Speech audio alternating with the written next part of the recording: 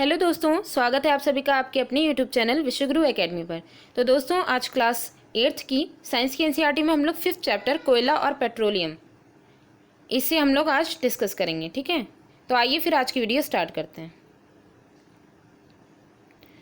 तो इसमें देखिए क्या है, हम अपनी मूलभूत आवश्यकताओं के लिए विभिन्न पदार्थों को उपयोग में लाते हैं। इनमें से कुछ प्रकृति में पाए जाते हैं और कुछ का निर्माण मानवीय प्रयासों से किया जाता है, यानी कि मानवों के द्वारा, मनुष्यों के द्वारा किया जाता है।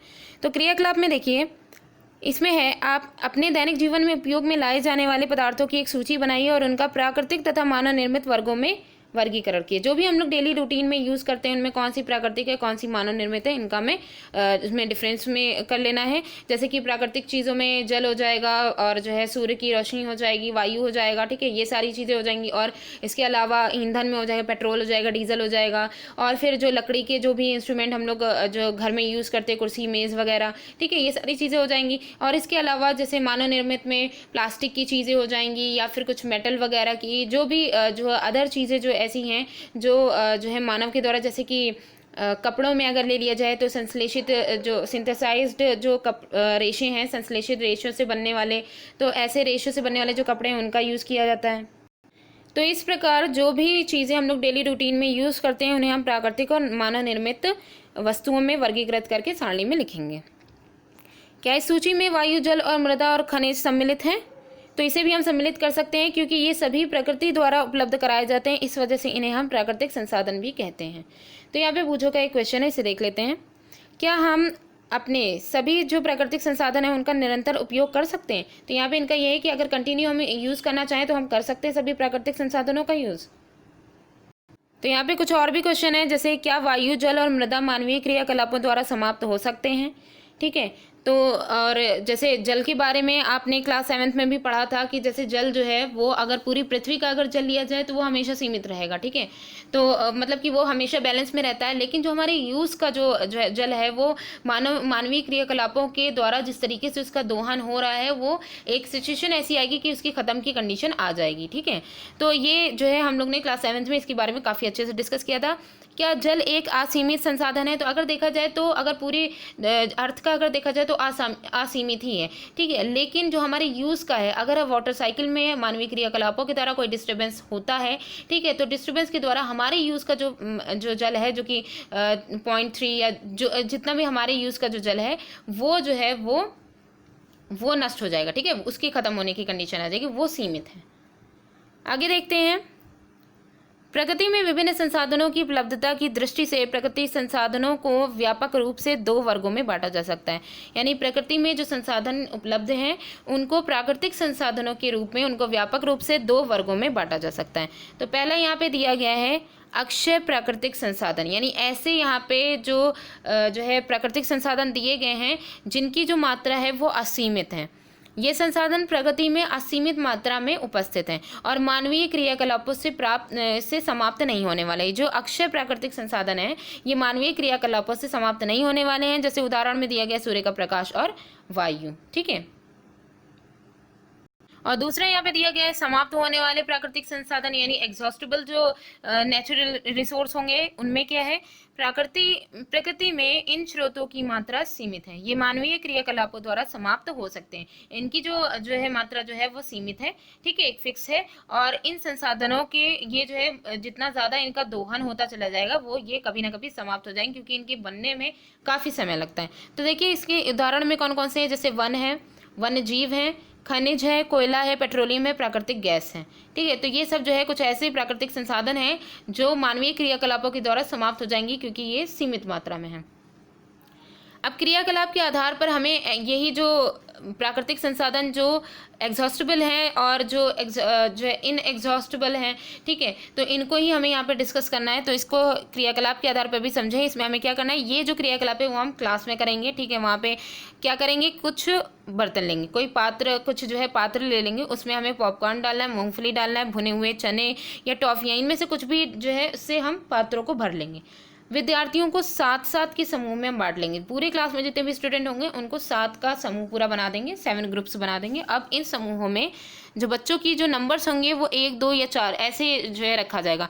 ठीक है, और उनको पीढ़ियों के तौर पे जैसे एक सीरीज़ में रखा जाता है उस तरीके से उनको जो है अलग अलग अलग अलग लाइन में उनको कर दिया जाएगा। कैसे? 1, 2 और 4 के रूप में उनको समूहों में बांट दिया जाएगा। ठीक है, उन्हें क्रमशः पहली, दूसरी और तीसरी पीढ़ी के रूप में उनको रखा जाएगा और चिन्हित करेंगे, और ये उप समूह उपभोक्ताओं को निरूपित करेंगे। जो पहली, दूसरी या तीसरी जो पीढ़ी के रूप में उनको रखा गया है, ये उप समूहों को जो है ये निरूपित करेंगे। ठीक है, अब जनसंख्या के तौर पे देख लेते हैं।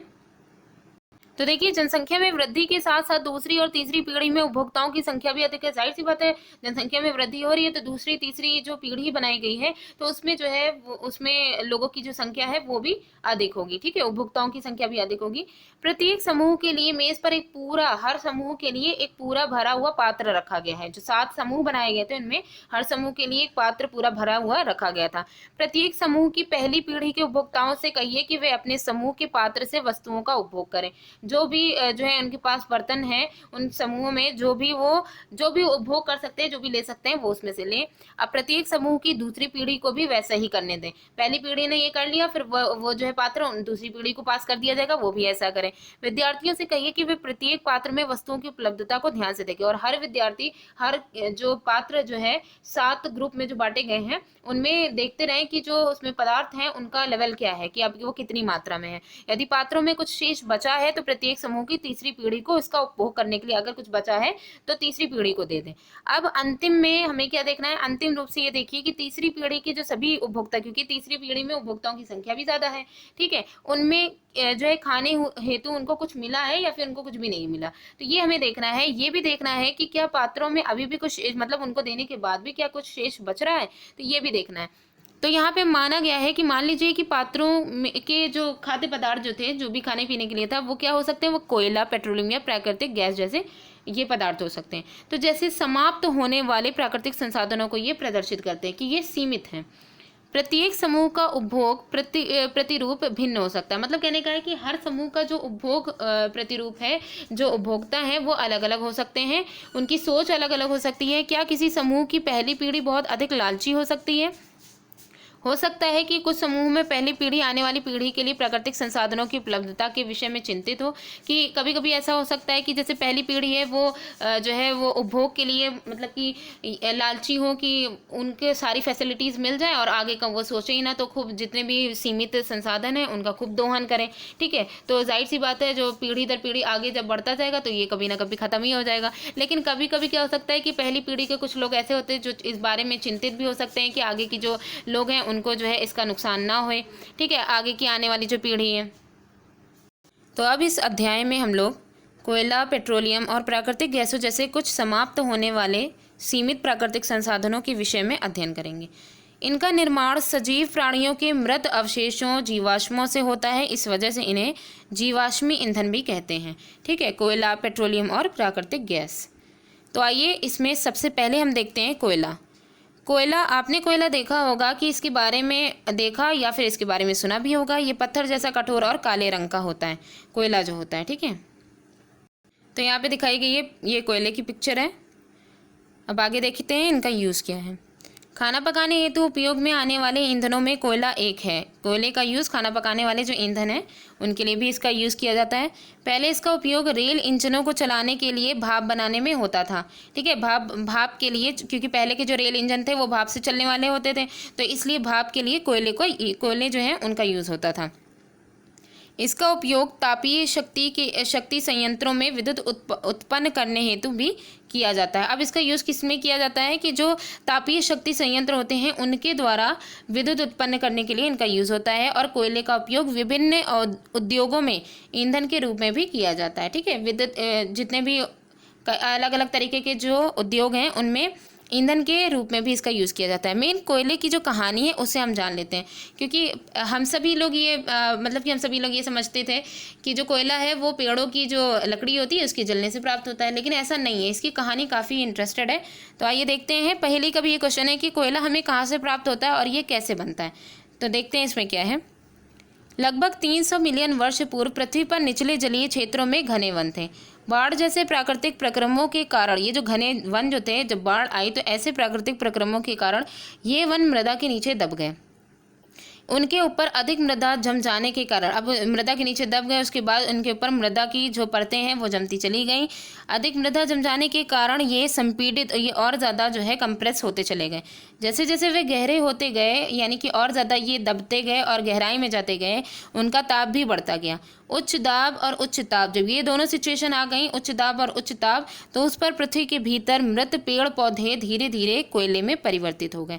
तो इस तरीके से कोयला बना। और कोयले के मुख्य रूप से कार्बन होता है। कोयला जो होता है इसमें मेनली कार्बन होता है। मृत वनस्पति के धीमे प्रक्रम द्वारा, क्योंकि ये जो प्रक्रम होता है ये काफ़ी स्लो होता है, कई वर्षों में ये कंप्लीट होता है। धीमे प्रक्रम द्वारा कोयले में परिवर्तन को ही हम कार्बनीकरण या कार्बनाइजेशन कहते हैं। क्योंकि ये वनस्पति के अवशेषों से बना है, अतः इसे कोयले को जीवाश्म ईंधन भी कहते हैं। क्योंकि ये वनस्पति भी जीवित में आती है, इस वजह से इसे जीवाश्म ईंधन कहते हैं। एक कोयले की खान नीचे दिखाई गई है, नीचे एक पिक्चर है, इसमें कोयले की खान देखते हैं। तो ये देखिए, ये कोयले की एक खान दिखाई गई है, कोल माइन। आगे देखते हैं इसमें क्या है। वायु में गर्म करने पर कोयला जलता है। जब वायु में से गर्म किया जाता है तो कोयला जलता है और मुख्य रूप से कार्बन डाइऑक्साइड गैस उत्पन्न करता है। इसके बारे में जब कोयले को गर्म करने वाली ये जो प्रोसेस थी और कार्बन डाइऑक्साइड गैस के रिलीज होने की प्रोसेस थी, ये हम लोग ने पिछले चैप्टर में डिस्कस भी किया था। उद्योग में कोयले के प्रक्रमण द्वारा कुछ उपयोगी उत्पाद, जब कोयले का प्रक्रमण होता है तो कुछ ऐसे उपयोगी उत्पाद बनते हैं। वो कौन कौन से उन्हें देख लेते हैं। तो पहला है कोक, कोलतार और कोयला गैस। इन तीनों का काफ़ी फील्ड में इनका यूज़ किया जाता है। तो सबसे पहले जो कोक है, इन सबको अच्छे से जो है समझिएगा, क्योंकि इसमें पीछे जो अभ्यास में क्वेश्चन दिए गए हैं उनमें काफ़ी हेल्प मिल जाएगी। तो पहला है कोक। इसमें क्या होता है, ये कठोर हार्ड होता है, सरंध्र पोरस होता है और ये काला पदार्थ है। ठीक है, कठोर, सरंध्र और काला पदार्थ है। ये कार्बन का लगभग शुद्ध रूप होता है। अगर देखा जाए कोक जो होता है ये एकदम जो है शुद्ध रूप होता है कार्बन का। कोक का उपयोग इस्पात के औद्योगिक निर्माण और बहुत से धातुओं के निष्कर्षण में भी किया जाता है। कोक जो है इसका जब लोहे का औद्योगिक निर्माण होता है इस्पात का, तो उसमें किया जाता है और बहुत से जो है धातुओं का निष्कर्षण जो है उसमें भी कोक का यूज़ किया जाता है। नेक्स्ट है कोलतार। कोलतार ये एक अप्रिय गंध वाला काला गाढ़ा द्रव्य होता है। ये लगभग 200 पदार्थों का मिश्रण होता है। तो यहाँ पे देखिए लिक्विड के फॉर्म में पूरा कोलतार का दिखाया गया है। ये काला गाढ़ा द्रव होता है जिसमें 200 पदार्थ जो हैं इसमें सम्मिलित होते हैं। 200 पदार्थों का ये मिश्रण होता है। कोलतार से प्राप्त उत्पादों का उपयोग प्रारंभिक पदार्थों के रूप में दैनिक जीवन में काम आने वाले विभिन्न पदार्थों के औद्योगिक निर्माण में तथा उद्योगों में किया जाता है। तो ये प्रारंभिक पदार्थों के रूप में जो दैनिक जीवन में यूज़ होते हैं, उनमें काम आने वाले जो पदार्थ हैं उनमें यूज़ होता है और साथ ही साथ औद्योगिक निर्माण में और उद्योगों में भी इसका यूज़ होता है। अब एग्जाम्पल देख लेते हैं कैसे कैसे। पहला है संश्लेषित रंग, औषधि, विस्फोटक, सुगंध, प्लास्टिक, पेंट और फोटोग्राफिक सामग्री, छत निर्माण सामग्री आदि में होता है। ये कुछ यहाँ पे एग्जाम्पल्स दिए गए हैं। इनमें जो है किसका यूज़ होता है, कोलतार का यूज़ होता है इनके बनने में। ठीक है, तो यहाँ पे रोचक तथ्य ये जो काफ़ी इंटरेस्टेड पॉइंट दिया गया है और ये काफ़ी इंपॉर्टेंट भी है, इसमें देख लेते हैं। जैसे मौत और अन्य जितने भी कीट हैं उनको भगाने के लिए प्रयोग में लाई जाने वाली जो नेफ्थलीन की जो गोलियां हैं वो भी कोलतार से प्राप्त की जाती हैं। ठीक है, तो अगर ये पूछा जाए कि नेफ्थलीन की जो गोलियां हैं वो किससे प्राप्त की जाती हैं, तो वो कोलतार से प्राप्त की जाती हैं। और ये जो क्वेश्चन, ये यहाँ पे जो स्टेटमेंट दिया गया है ये क्वेश्चंस की दृष्टि से काफ़ी इंपॉर्टेंट है, इसे देख लेते हैं। आजकल पक्की सड़कों के निर्माण में कोलतार के स्थान पर एक पेट्रोलियम उत्पाद, पहले जो सड़कें बनती थी उनमें कोलतार का यूज़ किया जाता था, लेकिन आजकल एक पेट्रोलियम उत्पाद बिटुमेन जो है उसका प्रयोग किया जाता है। अब कोलतार का यूज़ नहीं होता है। नेक्स्ट हेडिंग है कोयला गैस। तो कोयला गैस क्या है, कोयले के प्रक्रमण द्वारा, जब कोयले का प्रक्रमण होता है उसके द्वारा जब कोक बनता है तो उसमें कोयला गैस प्राप्त होती है। ठीक है, और ये जो कोयला गैस होती है ये कोयला प्रक्रमण संयंत्र जितने भी होते हैं, इंस्ट्रूमेंट होते हैं, उनके निकट स्थापित उनके पास जो बहुत से उद्योग हैं उनमें ईंधन के रूप में इसका यूज़ किया जाता है। कोयला गैस जो है वो एक ईंधन के रूप में इसका यूज़ किया जाता है। यहाँ पे जो है ये जो स्टेटमेंट है ये काफ़ी इंपॉर्टेंट है, इसे देख लेते हैं कि लंदन में 1810 में तथा न्यूयॉर्क में 1820 के आसपास कोयला गैस का उपयोग प्रथम बार सड़कों पर रोशनी के लिए किया गया था। तो सड़कों पर रोशनी के लिए कोयला गैस का यूज़ किया गया था लंदन में 1810 में और न्यूयॉर्क में 1820 में। और आजकल इसका यूज़ किस में किया जाता है, रोशनी के बजाय ऊष्मा के स्रोत के रूप में कोयला गैस जो है उसका यूज़ किया जाता है। ऊष्मा के स्रोत के रूप में, ईंधन के रूप में भी इसका यूज़ किया जाता है। आगे यहाँ बताया गया है। तो ये जो है सब हेडिंग्स जो थी कोयले की वो तो हो गई। नेक्स्ट जो मेन हेडिंग है वो है पेट्रोलियम। तो आप जानते हैं कि ईंधन के रूप में पेट्रोल का उपयोग हल्के स्वचालित वाहन जो है उनमें किया जाता है, जैसे कि मोटरसाइकिल, स्कूटर और कार वगैरह में, ठीक है। लेकिन जो भारी मोटर वाहन है, जैसे कि उनमें ट्रक आ जाएंगे या ट्रैक्टर आ जाएंगे, उनको चलाने के लिए डीजल का यूज़ किया जाता है, ठीक है। तो उनमें जो है ये पेट्रोल जो है उनका यूज़ नहीं किया जाता है। तो ये जो ईंधन है ये प्राकृतिक स्रोत से प्राप्त होते हैं, जिन्हें हम क्या कहते हैं, पेट्रोलियम कहते हैं। अब यहाँ पे है पेट्रोलियम शब्द की उत्पत्ति पेट्रा चट्टान एवं ओलियम यानी तेल से हुई है, क्योंकि ये ज़मीन के नीचे की चट्टानों के मध्य से निकाला जाता है। पेट्रोलियम जो है वो ज़मीन के नीचे की जो चट्टानें हैं उनकी मध्य से ये निकाला जाता है। क्या आप जानते हैं कि पेट्रोलियम कैसे बनता है? तो पेट्रोलियम का जो निर्माण है वो समुद्र में रहने वाले, पेट्रोलियम बनता कैसे, जैसे हमने कोयले का देखा था, तो कोयले में मेनली वनस्पतियों का यूज़ किया गया था, ठीक है, उसके निर्माण में। अब पेट्रोलियम के बनने में किसका जो है यूज़ होता है, तो समुद्र में रहने वाले जो जीव हैं उनसे पेट्रोलियम का निर्माण हुआ है। जब ये जीव मृत हुए और इनके शरीर जो है वो समुद्र के पेंदे में जा करके जम गए और फिर रेत या मिट्टी की तहों द्वारा ये ढक गए, परत परत इन पर पड़ती गई और ये ढक गए। लाखों वर्षों तक ये वायु की अनुपस्थिति और उच्च ताप और उच्च दाब में ये जो मृत जीव थे उनको, वो जीवों को पेट्रोलियम और प्राकृतिक गैसों में परिवर्तित कर दिया। उच्च ताप, जब वायु की अनुपस्थिति में उच्च ताप और उच्च दाब, हाई टेम्परेचर हाई प्रेशर की जब ये हुआ, तो इसमें जो मृत जीव जो थे वो पेट्रोलियम और प्राकृतिक गैस में जो है परिवर्तित हो गए। तो यहाँ पे ये कह सकते हैं कि जो कोयला है ये पौधों की जो वन जो थे उनकी जो है अवशेषों से, उनके जीवाश्मों से कोयला बना, ठीक है। और जो पेट्रोलियम है, पेट्रोलियम के जितने भी उत्पाद होंगे वो सब मृत जो जीव हैं उनके जीवाश्मों से प्राप्त हुआ है, ठीक है। नेक्स्ट है, नीचे एक चित्र दिखाया गया है जो पेट्रोलियम और प्राकृतिक गैस के भंडारों को दर्शाता है। नीचे वाला कि पेट्रोलियम कहाँ है और मतलब कि कहाँ इकट्ठा हो रहा है, प्राकृतिक गैस कहाँ इकट्ठा हो रही है, तो इसे दर्शाएगा। आप देख सकते हैं कि पेट्रोलियम तेल और गैस की परत जल की परत के ऊपर है। ऐसा क्यों है? तो नीचे जो पिक्चर है उसे हम पहले देख लें, उसके बाद सारी चीज़ें क्लियर हो जाएंगी।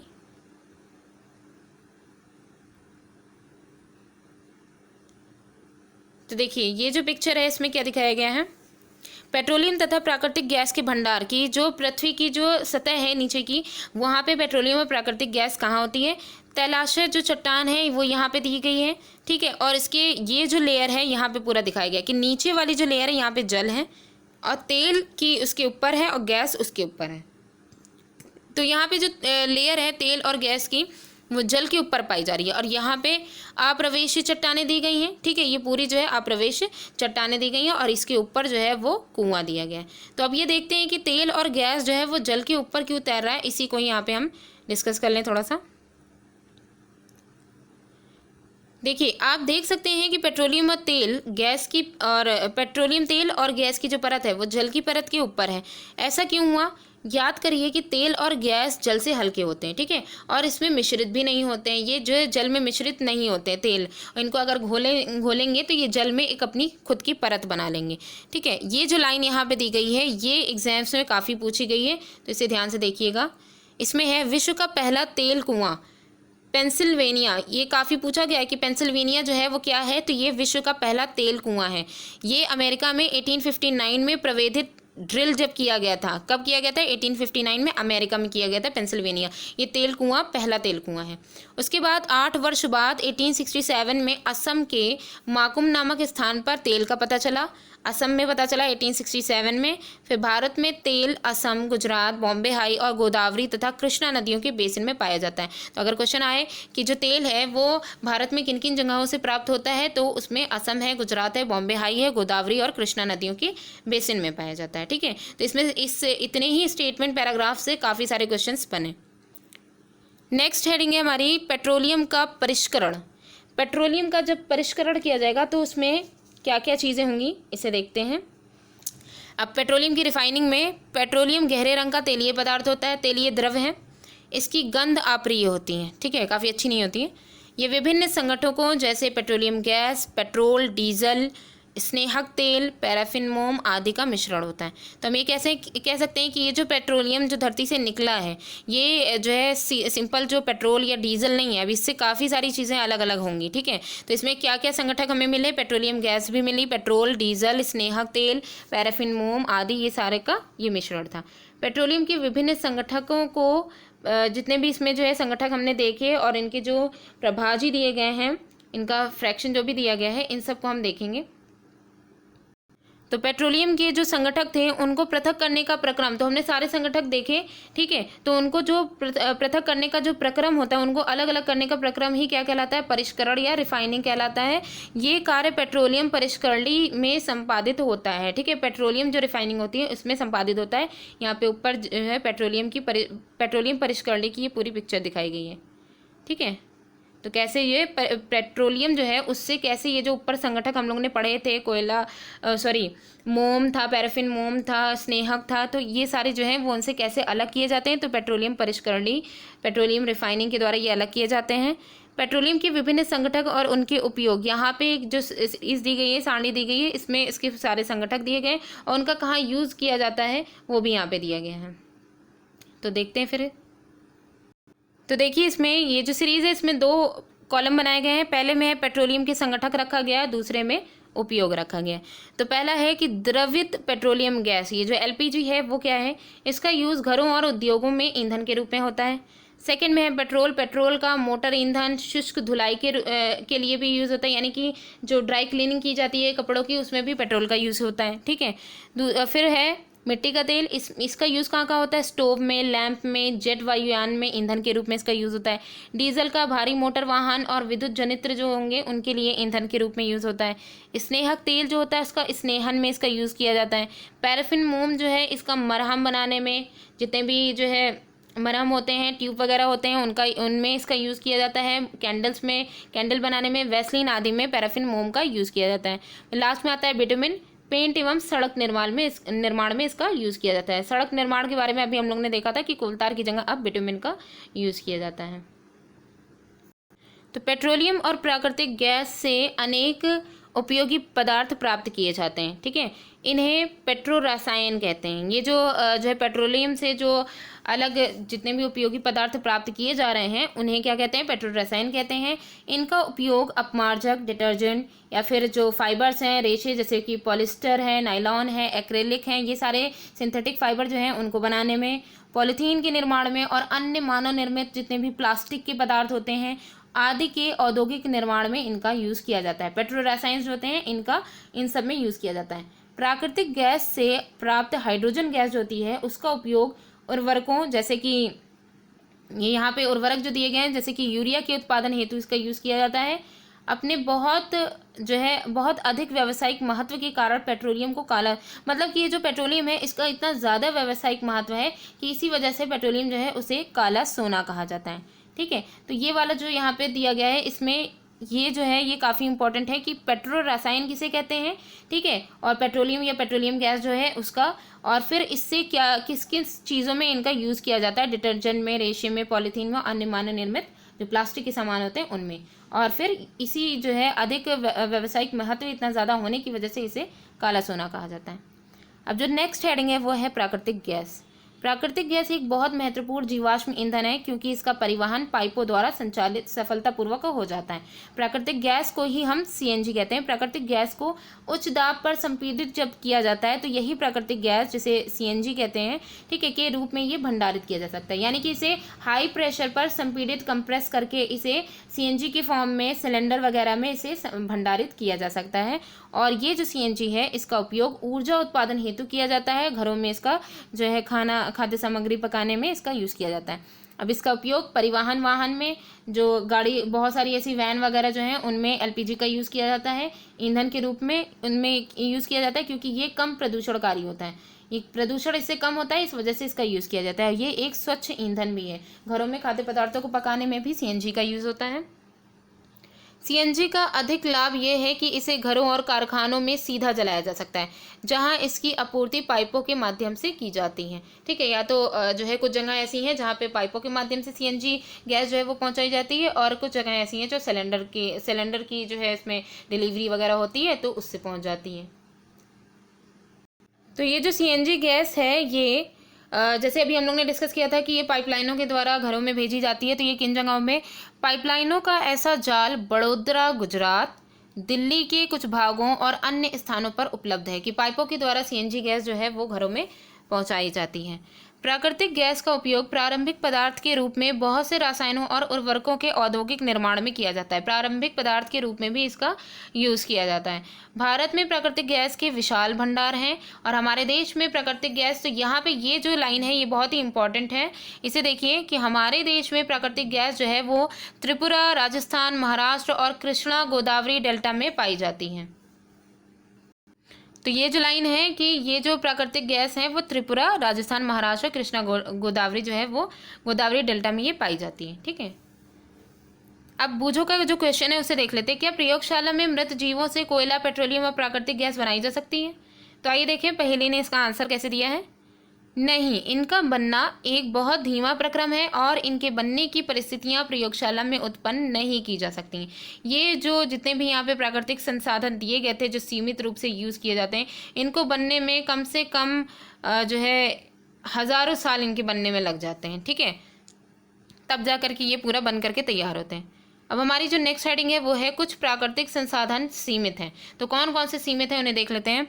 आपने इस अध्याय में प्रारंभ में पढ़ा है कि कुछ प्राकृतिक संसाधन जैसे कि जीवाश्म ईंधन, वन, खनिज आदि समाप्त होने वाले हैं। आप जानते हैं कि कोयला और पेट्रोलियम जीवाश्म ईंधन है। कोयला और पेट्रोलियम जो है ये भी क्या है, जीवाश्म ईंधन है। जीवाश्म ईंधन ऊपर जो हम लोगों ने देखा था, क्योंकि या तो ये जो है मृत जीवों के ईंधन में परिवर्तन के लिए, मतलब कि ये जीवाश्म ईंधन इस वजह से, क्योंकि या तो ये मृत वनस्पतियों से जो है प्राप्त होते हैं या फिर मृत जीवों से प्राप्त होते हैं। अब मृत जीवों के ईंधन में परिवर्तन के लिए लाखों वर्ष का समय लग जाता है। तो ये जो मृत जीव है उनका ईंधन में परिवर्तन के लिए लाखों वर्ष का समय लगता है। ठीक है, कई सदियां लग जाती हैं। दूसरी ओर इनके ज्ञात भंडार कुछ सौ वर्ष और चलने वाले हैं। मतलब कि इनके मतलब कि जो जानकारी में इनके जो है स्रोत हैं, इनके जो भंडार के जो स्रोत हैं वो सिर्फ कुछ सौ वर्षों तक ही, ये कुछ सदियों तक ही खाली ये चलेंगे। इसके अतिरिक्त अगर इनका जो है जिस तरीके से दोहन हो रहा है, अगर इसी तरीके से दोहन होता रहा तो ये जल्दी ही समाप्त हो जाएंगे। इसके अतिरिक्त इन ईंधनों का जलना वायु प्रदूषण, और इसके अतिरिक्त ये भी है कि जब ये ईंधन जलते हैं तो इनसे वायु प्रदूषण का ये एक प्रमुख कारण है। वायु प्रदूषण भी इससे जो है काफ़ी होता है। इनका संबंध विश्व ऊष्मन, ग्लोबल वार्मिंग से भी है। अतः यह आवश्यक है कि हम इन ईंधनों का उपयोग तभी करें जब नितांत आवश्यक हो, जब बहुत ज़्यादा आवश्यकता हो तभी हम इसका यूज़ करें। इसके परिणाम स्वरूप पर्यावरण बेहतर बनेगा, और अगर हम ऐसा करते हैं तो पर्यावरण जो है वो काफ़ी बेहतर बनेगा। विश्व ऊष्मन जो ग्लोबल वार्मिंग है उसका कम खतरा रहेगा और ईंधनों की उपलब्धता लंबे समय तक बनी रहेगी। जो यहाँ पे ये कहा जा रहा है कि कई सौ वर्षों तक ये खाली चलेगी, तो वो और भी इनकी टाइमिंग बढ़ सकती है इस तरीके के एहतियात से। भारत में पेट्रोलियम संरक्षण अनुसंधान संघ जो है PCRA, ये लोगों को सलाह देती है कि गाड़ी चलाते समय किस प्रकार पेट्रोल डीजल बचाएं। तो उनके जो गुण हैं वो क्या क्या हैं देखते हैं। जहाँ तक संभव हो गाड़ी समान और मध्यम गति से, जो मिडिल स्पीड है उससे चलाएं, और यातायात लाइटों पर अथवा जैसे कि जो है यातायात लाइट जो है वो वहाँ पे ट्रैफिक जो लाइट है उसका, जहाँ पे इसकी वेट का रेड लाइट जब जल जाती है तो वहाँ पे सारी गाड़ियाँ जब रुक जाती हैं, ठीक है, तो वहाँ पे आप प्रतीक्षा जब भी आपको करनी पड़े तो गाड़ी का इंजन बंद कर दीजिए। तो इससे जो है जो डीजल या पेट्रोल है उसका दोहन नहीं होगा। टायरों का दाब सही रखिए। टायरों का अगर दाब सही रहेगा तो स्पीड सही रहेगी, और स्पीड सही रहेगी तो जल्दी आप पहुंच भी जाएंगे और दोहन भी कम होगा। गाड़ी का नियमित रख रखाव सुनिश्चित है, क्योंकि गाड़ी में अगर खराबी आ जाती है तभी भी वायु प्रदूषण के काफ़ी सारे रीजंस हो सकते हैं। तो यहाँ पे देखिए जो पहला क्वेश्चन है, CNG और LPG का ईंधन के रूप में उपयोग करने के क्या लाभ हैं। तो हमने अभी ये पढ़ा था कि CNG और LPG का कैसे यूज़ किया जाता है, घरों में यूज़ किया जाता है और उद्योगों में इसका यूज़ किया जाता है। दूसरा है, और जो वैन वगैरह हैं उनमें जब यूज़ किया जाता है तो इससे प्रदूषण भी कम होता है। पेट्रोलियम का कौन सा उत्पाद सड़क निर्माण हेतु उपयोग में लाया जाता है। तो हमने ये शुरू में भी डिस्कस किया, कई बार इसको डिस्कस किया है कि पहले जो है वो कोलतार का यूज़ किया जाता था, लेकिन अब कोलतार की जगह पेट्रोलियम का जो उत्पाद है बिटुमिन, उसका यूज़ किया जाता है। ठीक है, फिर है वर्णन कीजिए कि मृत वनस्पति से कोयला किस प्रकार बनता है। तो ये हम लोग ने काफ़ी अच्छे से डिस्कस किया था। आगे देखते हैं, फोर्थ में दिया गया रिक्त स्थानों की पूर्ति कीजिए। तो इसमें जो पहला है उसमें होगा कि कोयला तथा पेट्रोलियम जीवाश्म ईंधन है। तो यहाँ पे हो जाएगा कोयला और ये हो जाएगा पेट्रोलियम। ठीक है, तो कोयला तथा पेट्रोलियम जीवाश्म ईंधन है। सेकंड में है पेट्रोलियम के विभिन्न संगठकों को पृथक करने का जो प्रक्रम है वो परिष्करण कहलाता है, रिफाइनिंग कहलाता है, परिष्करण। फिर नेक्स्ट में दिया गया है कि वाहनों के लिए सबसे कम प्रदूषक ईंधन जो है वो क्या है, संपीड़ित प्राकृतिक गैस यानी CNG जो है वो है। ठीक है, कंप्रेस्ड नेचुरल गैस। नेक्स्ट में देखिए, निम्नलिखित कथनों के सामने सत्य असत्य लिखिए। तो यहाँ पे देखते हैं कि पहला दिया गया है कि जीवाश्म ईंधन प्रयोगशाला में बनाए जा सकते हैं। तो जीवाश्म ईंधन जो है वो कहा गया है प्रयोगशाला में बनाए जा सकते हैं, जबकि ये ऐसा नहीं हो सकता है। ठीक है, क्योंकि इसके बनने में काफ़ी वर्ष काफ़ी समय लगता है, तो ये असत्य है। सेकंड में है पेट्रोल की अपेक्षा CNG अधिक प्रदूषक ईंधन है, ये भी गलत है। कोक कार्बन का लगभग शुद्ध रूप होता है, ये सही है। कोलतार विभिन्न पदार्थों का मिश्रण है, ये भी सही है, क्योंकि इसमें जो है कई पदार्थों का ये मिश्रण होता है कोलतार। मिट्टी का तेल एक जीवाश्म ईंधन नहीं है, ये यहाँ पे कहा गया है, ये बात गलत है। ठीक है, तो इस प्रकार बाकी के जहाँ पे जितने भी क्वेश्चंस दिए गए हैं उन सबको हम लोग ने इसी वजह से चैप्टर में एक एक चीज़ों को अच्छे से डिस्कस किया है, ताकि ये सारे जो क्वेश्चन हैं वो क्लियर हो जाए। तो आज की वीडियो यहीं पर एंड होती है, और जो भी मिस्टेक हुई इसके लिए क्षमा चाहते हैं। Thanks for watching.